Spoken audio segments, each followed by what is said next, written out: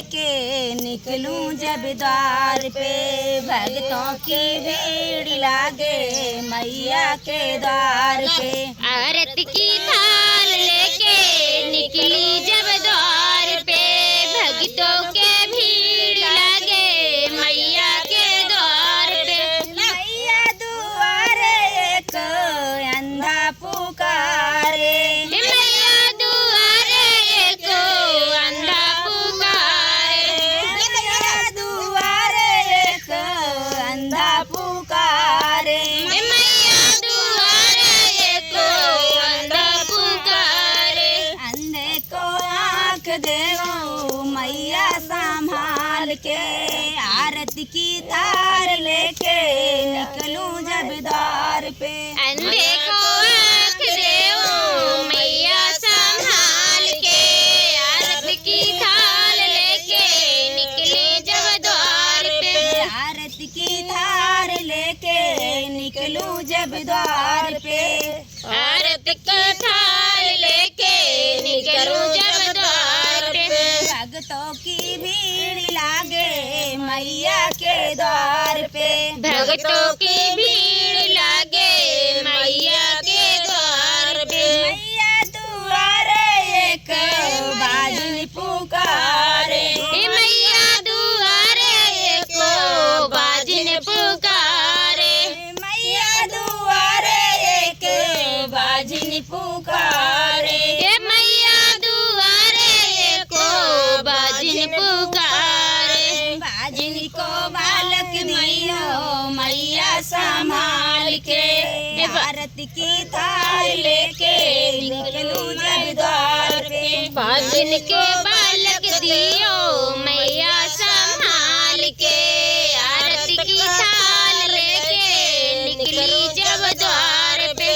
बाजन को बालक दियो मैया संभाल के, आरती की थाल लेके निकलूं जब द्वार पे। बाजन को बालक दियो मैया संभाल के, आरती की थाल लेके निकलूं जब द्वार पे। मैया दुआरे एक कोढ़ी पुकारे, मैया दुआरे एक कोढ़ी पुकारे। मैया दुआरे एक कोढ़ी पुकारे। मैया दुआरे एक कोढ़ी पुकारे। कोढ़ी को काया देना मैया संभाल के, आरती की थार लेके निकलूं जब द्वार पे। कोढ़ी को काया देना मैया संभाल के, आरती की थार लेके निकलूं जब द्वार पे। आरती की थार लेके निकलूं जब द्वार पे। भक्तों की भीड़ लागे मैया के द्वार पे, आरती की थाल लेके निकलूं जब द्वार पे। मैया को भीड़ लगे मैया के द्वार पे। मैया दुआरे एक बालक पुकारे, मैया दुआरे एक बालक पुकारे। मैया दुआरे एक बालक पुकारे। मैया दुआरे एक बालक पुकारे। बालक को विद्या देना मैया संभाल के, आरती की थार लेके निकलूं जब द्वार पे। बालक को विद्या देना मैया संभाल के, आरती को थाल लेके निकलूं जब द्वार पे।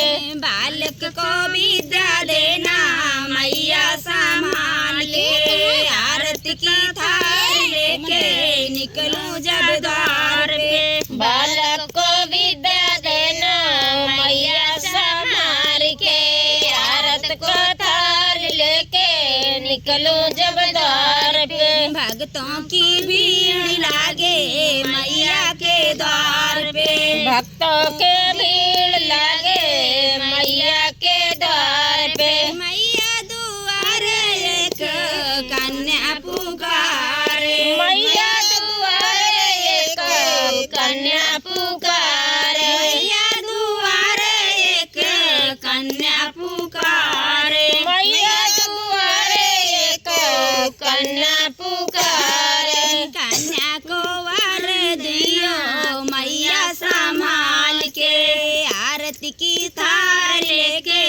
निकलूं जब द्वार पे। कन्या को वर दियो मैया संभाल के, आरती की थाल लेके निकलूं जब द्वार पे।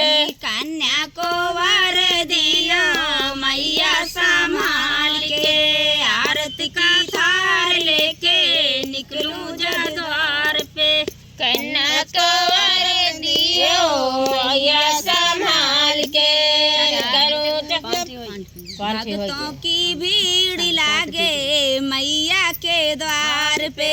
भक्तों की भीड़ लागे मैया के द्वार पे।